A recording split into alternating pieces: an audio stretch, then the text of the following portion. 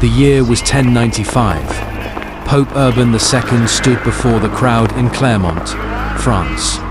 His voice trembled with both fury and divine fervor as he spoke of Christian lands seized by the Seljuk Turks, of pilgrims attacked on holy roads, and of Jerusalem, God's own city, defiled. His words were fire, igniting the hearts of knights and peasants alike. The call was not merely for war, it was for salvation. Across Europe, the message spread like wildfire, in taverns, marketplaces, and village churches.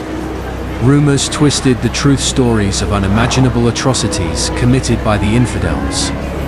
Many who had never seen Jerusalem began to dream of it, imagining streets of gold and the glory of liberating the Holy Sepulchre. Men and women knelt, taking solemn oaths before priests. Crosses of red cloth were sewn onto tunics, the mark of a crusader. For some, it was faith. For others, it was adventure, wealth, or escape from sin. All believed they marched with God's blessing.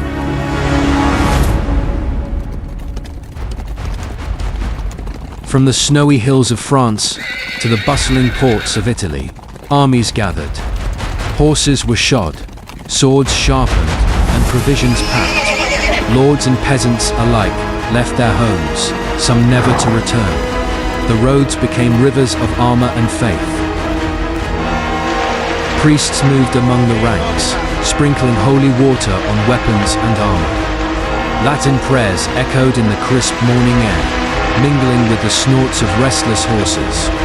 Each blessing was a promise that their blood would purchase eternal life. Great fleets of ships waited in the harbors, their sails painted with crimson crosses. The wind carried the scent of salt and destiny. For many, this would be their first time seeing the endless horizon.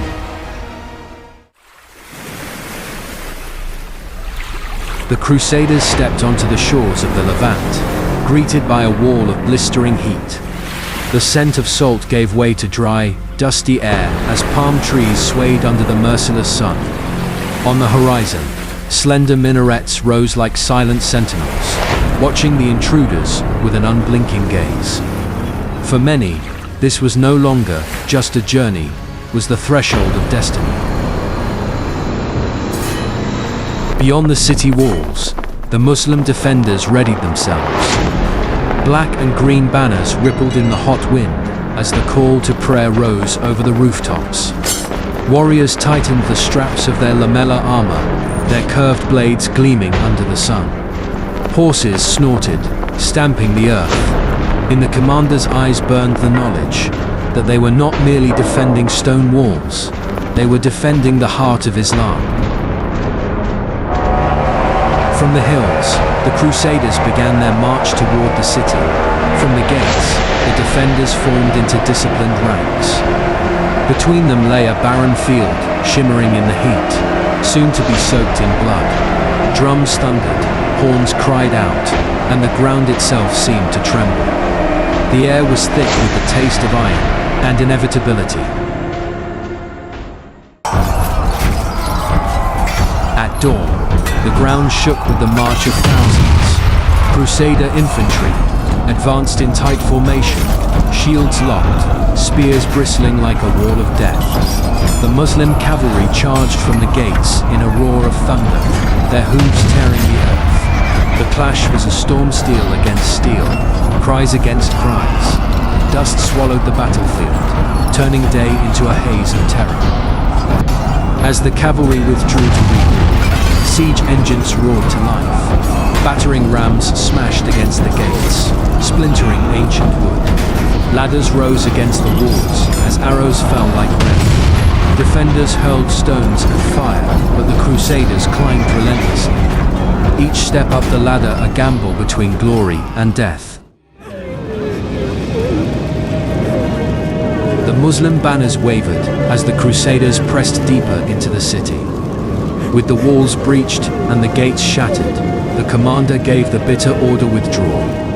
Horns of retreat echoed through the narrow streets as surviving soldiers led civilians away. The defenders had fought fiercely, but the tide was unstoppable. In their eyes was not just defeat, but the knowledge that the heart of Jerusalem had been torn away. When the gates finally fell, the Crusaders poured into the streets. Steel met steel in narrow alleys, and the holy city shook with the weight of battle. Blood slicked the stones, and smoke veiled the domes.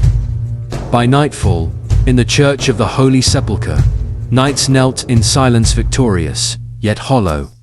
The city was theirs, but the shadows of what they had done would follow them for centuries.